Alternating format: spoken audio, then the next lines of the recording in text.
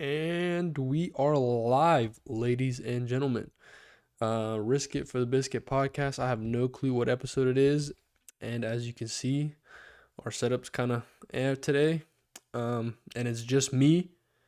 We're running a little throwback to the solo Dolo days, the original days. As you know, Roman is not in the country. He is, I would say, completing a childhood dream.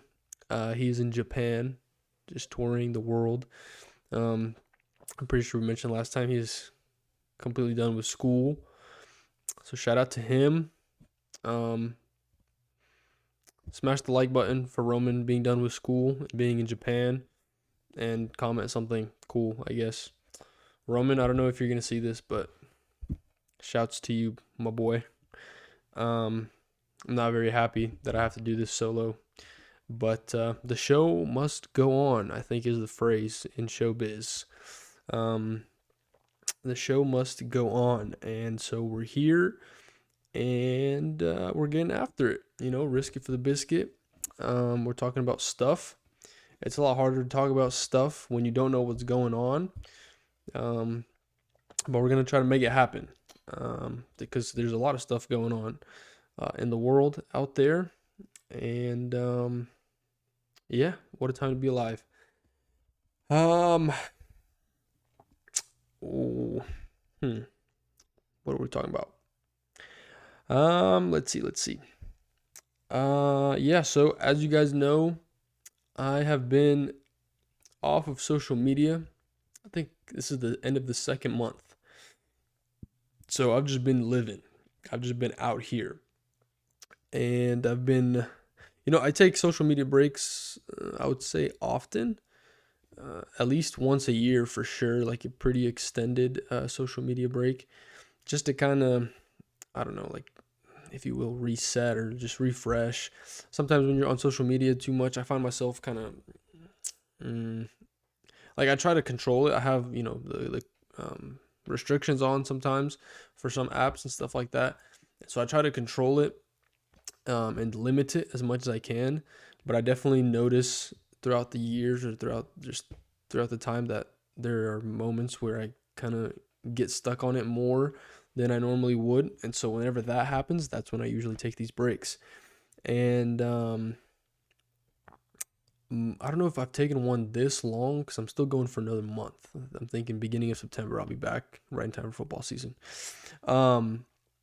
But what's it called?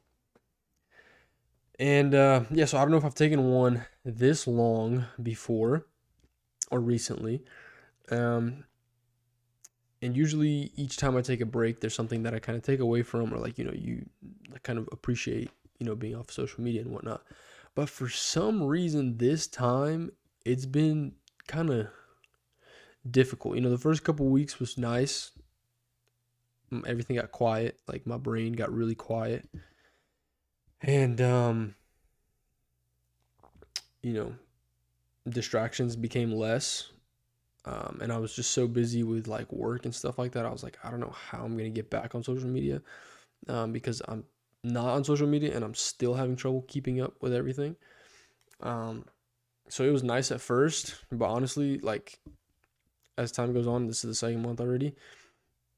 One thing I've noticed this time is that, like at this point, I think in humanity, like we almost need social media.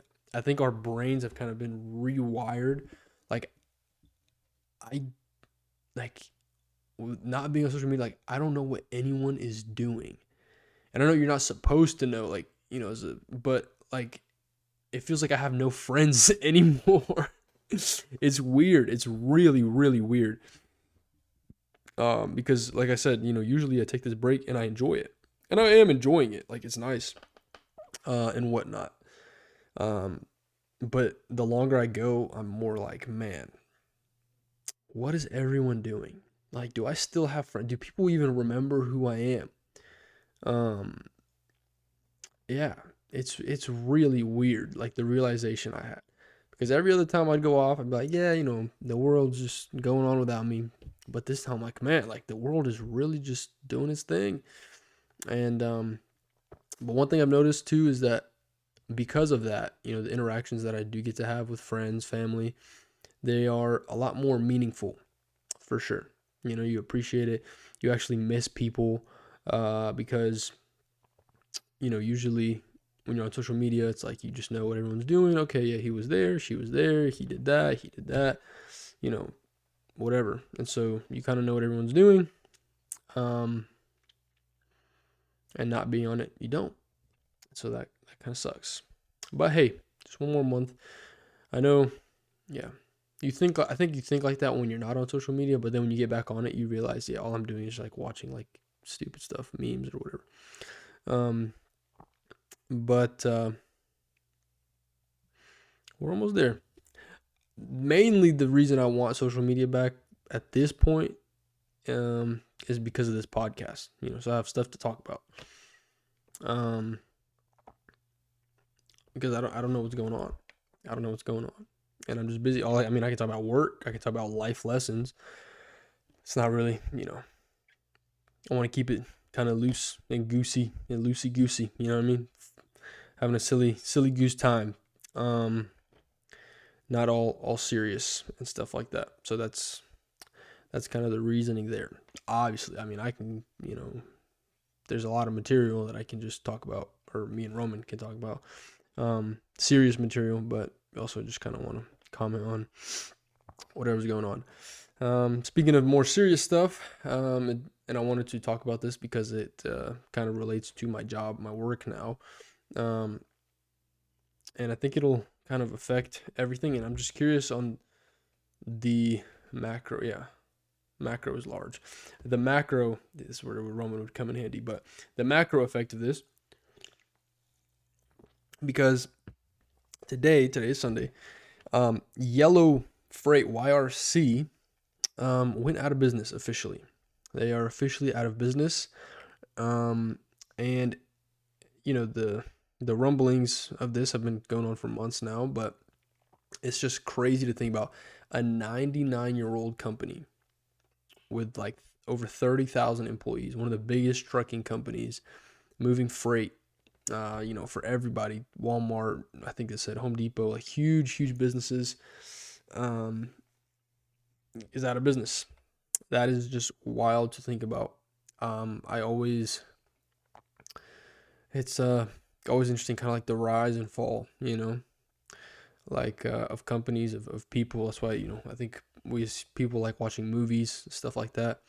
I love watching like the mob movies. You see the rise and a quick fall. But yeah, with the business, it's I don't know. I always think it's sad.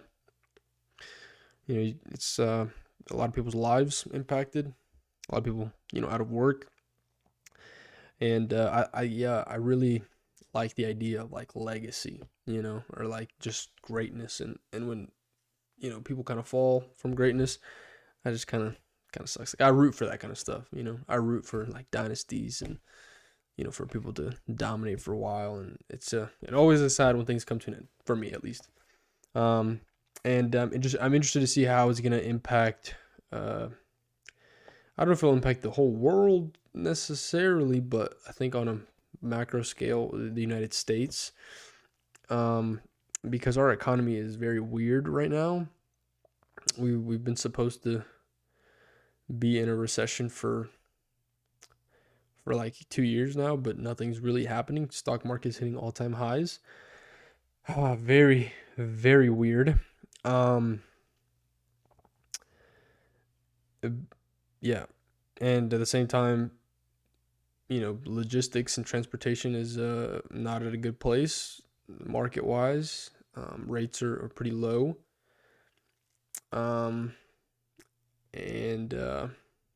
Yeah, so we're just gonna see. I think with the biggest freight company, I don't know how many trucks they have. I have 2 laptops today because I'm playing the part of Roman. I'm actually curious. I probably should look this up beforehand, but does Yellow have? There you go. Oh my goodness! Wow.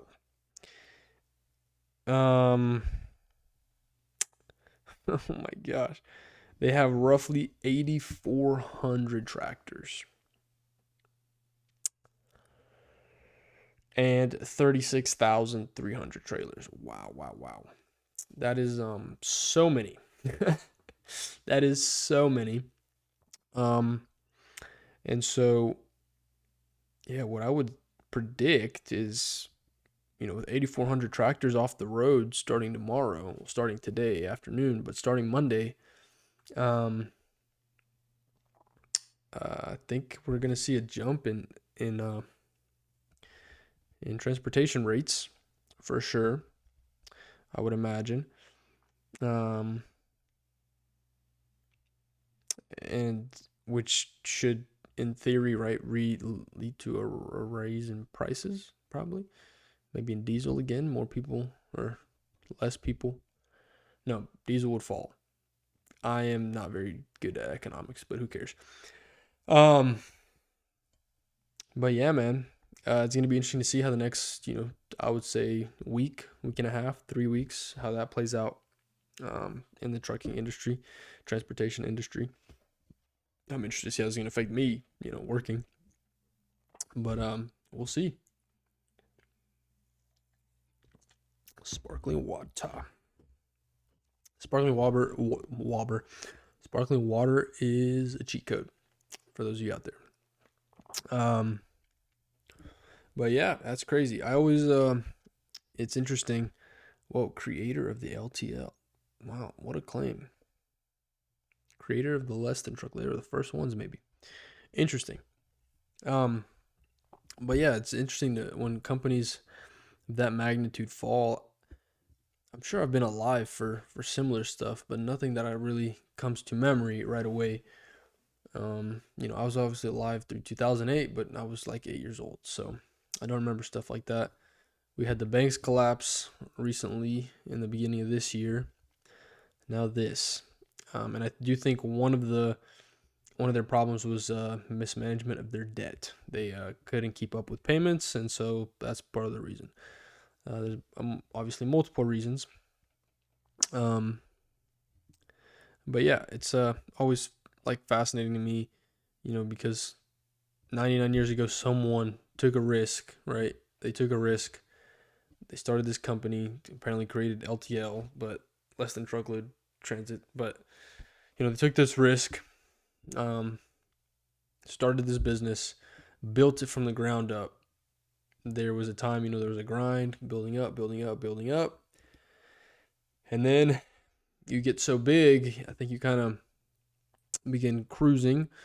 And then, of course, the longer you are removed from the founder or from the originator, the original person who started the business, I think the farther you get from that, the worse kind of the company goes, It's like, you become dominant, with a certain group of people, for example, say, in the beginning from 1 to 15 years, there's one group of people working there.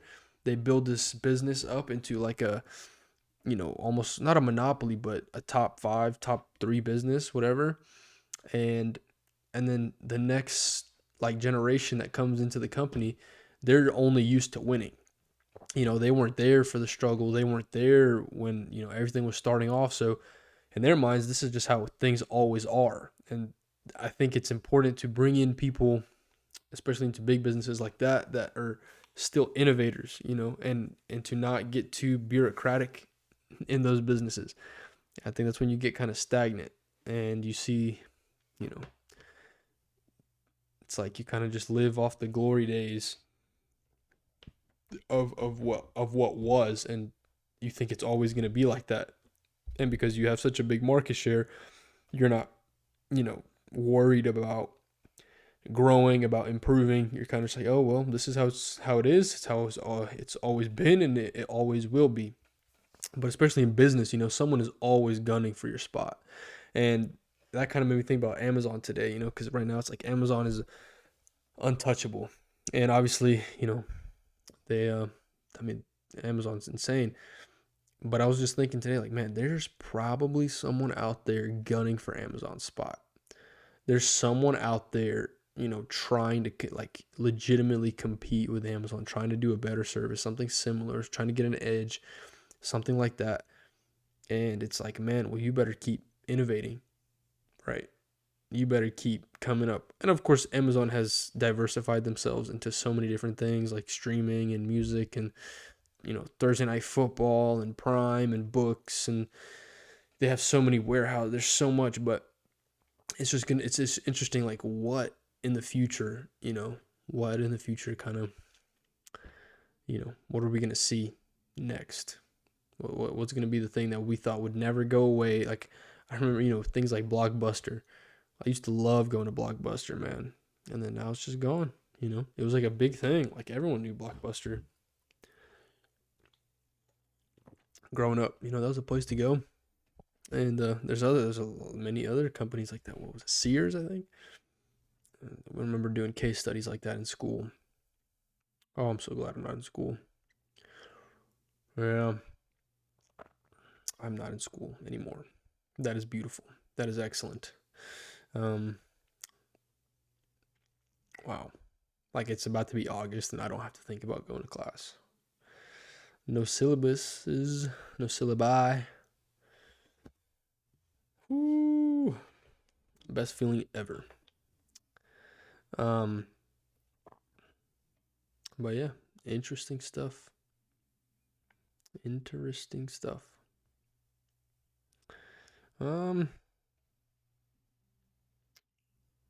What else? I was gonna say something about school. I just had something.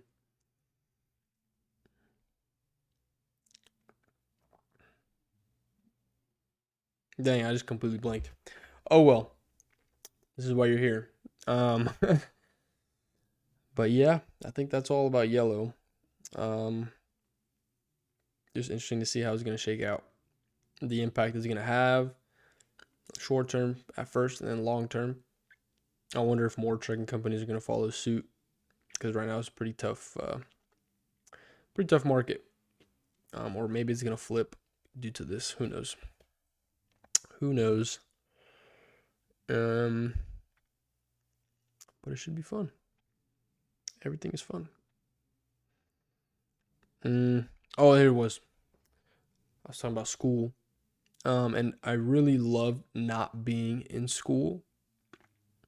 And now I'm kind of, I would say more or less I am adjusted to like this adult life thing. It's been, roughly 3 months now. And it's cool. I enjoy working. I do enjoy working. I have realized. I just want to do a little bit less. I feel like I'm spreading myself too thin. It's just honest. But we'll get it figured out for sure. We'll get it balanced out. And one thing I noticed, officially being done with school, one of the big differences is that time just flies by. Like, it's insane how fast time flies by. Like, you come into the office Monday and then you look up and it's already Friday. You know what I mean? And the days fly by. You come in, it's 8 o'clock. You look up, it's already 12. And it's like, oh my goodness. It's insane. And it's kind of making me like think and realize, like, man, you got to enjoy the moments. You got to really enjoy everything. When you get the chance to slow down for a second, take that chance.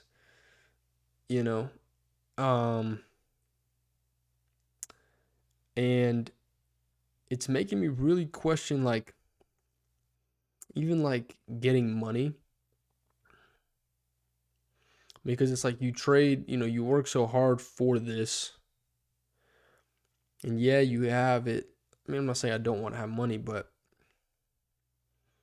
it's like you're putting in so much effort and you're doing all this stuff, but it seems like such a hamster wheel life. Like, I don't know, like it seems like even when you get a lot of money, I don't have a lot of money, but I just kind of am imagining, kind of envisioning like what happens when someone gets a lot of money. Like, you're still, you're still like running through it. You're still grinding stuff. If it's not this, it's that. And you're going. So I don't know. I'm not saying I don't want to be successful and all that. For me, what's more interesting, I think, is no, I think having money kind of opens up your like world, I guess. You can have better or like more connections, like I'd be interested in that. But I don't know. Time's flying, man. Also makes me kind of double down on this whole risk it for the biscuit thing. Like you got to take the risk. Time is so like it's just boom, boom, flying by. Whatever you want to do in life, whatever you feel like God is calling you to do in life, don't hesitate. I said this literally before I ever bought one of these microphones, these lights, because I thought about, man, there's going to be times where I don't want to do this at all. There's going to be times where I feel like, man, this is crap. And honestly, like right now, the effort we're putting into it, it's kind of embarrassing. But we still have a number we want to hit, and we still have goals we want to hit, and I want to keep going. Because I would 100% rather say, oh well, than what if. And it's hard for me, like today, like I didn't want to record at all, but we're gonna keep it going. And for me to say, oh well, like I have to give it 120%, and we just haven't done that yet. So we're gonna keep going. Because it's a lot better to live life saying, oh well. Yeah. And because it's so short. I'm already 22 years old. I'm about to be 23. I remember turning 21. I was like, oh dang. I'm about to be 23 years old. That's wild to me. I'm already starting to feel old, man. There's so much more to do. So much more to do. Actually, I was listening to a sermon by Pastor Vlad Savchuk. He was talking about rest. Ooh, excuse me. And that's one thing that I actually noticed. And one thing that I for sure want to get better at is resting. Because I realized that, especially just with my family, like the way we kind of are built or wired is the word tired is like a cuss word in our house. You're not allowed to say that. It's a weak word in our house. It's like a sin. And so I feel like we're just grinders a little bit. And it's good. I think it's definitely better to be active than to be lazy. It's better to be, busy than not busy. But man, we got to learn, especially me, like got to learn how to press pause. You know what I mean? Got to learn how to do it. And I'm not good at it because if I'm not doing something, I feel guilty. I feel like I should be doing something. And I just got to figure that out, man. I really got to figure that out. I think it's like the whole thing of like, okay, life is moving fast. I got to do stuff, but you got to trust God that there's a pace. Ooh, pace to grace. Yeah. There's sermons about that for sure. Pace of grace. I got to learn how to just, take it easy. But, yeah, time is flying by so fast that it's almost football season. Like football, I felt like football season just ended. And now we're about a football season again. But, if this is one thing about life moving fast, is that football season comes around faster every year. I mean, I'm all for it. I just love football. I love the Jets. College football is incredible. Every weekend you got Thursday football, Friday. There's something on Friday, Saturday, Sunday, Monday, Wednesday. There's only two days out the week there's no football, man. And I think that's beautiful. Because football is great. Fantasy football is coming back. Real football. Well, obviously, real football comes back. Fantasy's back. But it's awesome. It's awesome. And I guess the last thing I kind of talk about is just my work. I don't know. I'm sure I've talked about this with Roman a lot. maybe a couple times. But I'm pretty grateful for the job that I have right now, for the experience that I'm gaining. Um, in part, like the first part, I think is because it kind of put me outside of my comfort zone, doing something that I've never done. Like a new group of people, new schedule, new pace, new expectations. It would have been really easy just to kind of chill on autopilot and do what I was doing. Um, but I'm thankful and I'm excited that I did it, and I really honestly I see God's hand in it, um, because I wasn't really looking for this job. I wasn't like trying to get a new job. It just the way it happened. It was pretty cool, and I think it kind of goes along the lines of risk it for the biscuit. It's trying something completely different. Um, and the cool thing is, I think, is when you do things that are uncomfortable, it always changes you. You know what I mean? And I've already noticed that. Like, because for my job, it's like a sales job, and you got to make 125 calls a day, cold calling people. I've never done that before, and so that changes you. It changed me a little bit. Like, and it's cool. It's like a different confidence. I don't think I was not confident before, but it's like a different level of confidence. And especially it's a sales job, I'm really getting used to rejection, which is kind of cool. I thought, I mean, I guess all people are scared of rejection. But yeah, I was scared of rejection, and I was really actually like going into the job. I was scared that I wouldn't be able to take it. Like, imagine you just call 100 people and nobody wants to talk to you. Everybody slams the phone down. You get no results. Like that's how it's been a couple days. Um, I thought that would like affect me, and that because of that I wouldn't be able to like make the calls or whatever. But I got used to it now. People just nope, sorry, not interested. Boom. I'm just like, all right, cool. Next call. Not worried at all, which is really cool. Kind of like built up like a little, I guess, callus, which is awesome. I think that's kind of helpful for life in general. To not take things personally. These people, it's not to hate you. Like if I just met them, uh, not on a cold call, I'm sure I'd have a good conversation with them and just chop it up. But since it's a cold call, it's not personal. They just don't want to talk to you because they get hundreds of these calls a day or whatever. But it's cool, man. I like the people I work with, and we have a good time. Just kind of joking around about it, about the calls we have and stuff like that. And it's also cool to see, just like, I mean, I've always believed this, but it's also cool to see uh, like following a process. Like, hey, just do this, and you'll see results. And obviously, I've seen that happen in many different areas of my life. But in this job too, I was almost didn't believe it. They were like, hey, they were training us like, hey, if you make this many calls, if you do this, if you say this, you'll see success. It might not come right away, but it'll work. And it's like interesting, like, slowly but surely, just boom, boom, boom, boom, boom, boom. Kind of just stick to the thing, put in the work. The work you're putting in today is quite literally, you're seeing the impact of it weeks, months down the line. And it's pretty cool.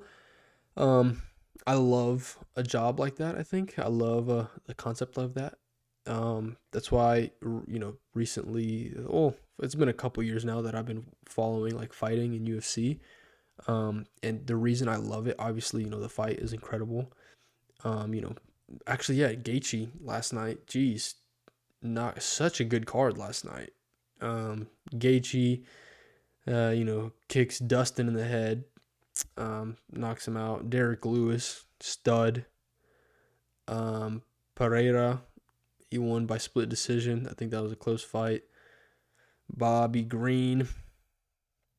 Yeah, very, very good card. But anyway, I'm saying about UFC, it's like Those guys come in twice a day and they just train. They do the same thing. They practice the same throws, or the same punches. They practice the same kicks, and it's every day, every day, every day, every day, little by little, little by little, little by little. There's no, rest. I mean, I'm sure they have rest days, but like the process is very meticulous, very kind of boring, all building up for the fight. And it's like the work you put in weeks and months before comes to fruition. Then you see the results on the night of the fight, type of thing. And I just love that like obsession with detail. I really do love it.